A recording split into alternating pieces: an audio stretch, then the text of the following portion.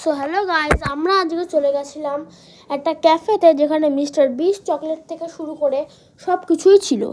আর এটার ভিউটা কিন্তু অনেক সুন্দর ছিল। এই যে ওপরে প্রাইমগুলো সাজানো, আর নিচে আদার চকলেট প্লাস মিস্টার বিস্ট বার ছিল। আর এখানে আমি খেয়েছিলাম ডোনাট থেকে শুরু করে ব্রাউনি অবধি, যেটা কিন্তু অনেকই ভালো ছিল। আমি এখানে ম্যাক্সিমাম আইটেমই চেক করেছি, যেটা অনেক ভালো ছিল।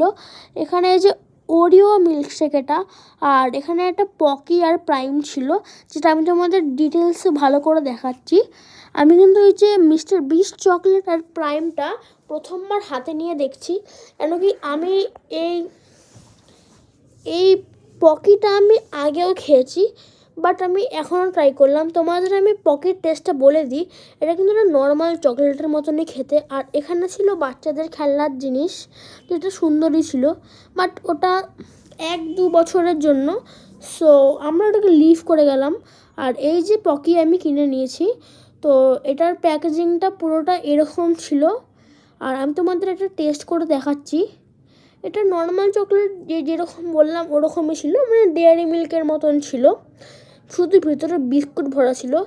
আমি এখানে ডোনাট অর্ডার করেছিলাম আর ব্রাউনি। আর এখানে আমি মিস্টার বিস্ট চকলেটটা কিনে নিয়েছিলাম। আর এখানে ছিল একটা ওয়াইনের মতন জিনিস, আসলে ওটা ছিল নন অ্যালকোহলিক। সো ওটা হলো অ্যাডাল্ট থেকে চাইল্ডহুডও পুরো খেতে পারে। তো আমি ওটাকে টেস্ট করেছিলাম, ওটা কিন্তু ভালোই ছিল। আর এখানে আমাদের সার্ভ করছিল আইস। এটা কিন্তু একটা ইউনিক স্টাইলের এটা একটা ইউনিক স্টাইলের কোল্ড ড্রিঙ্কস। এটা কোল্ড ড্রিঙ্কস আসলে না, এটা দেখতে ওয়াইনের মতন, বাট এটা অ্যাডাল্টহুড থেকে চাইল্ডহুড সবাই খেতে পারবে। আর এটা কিন্তু আমি টেস্ট করে দেখলাম ভালোই ছিল।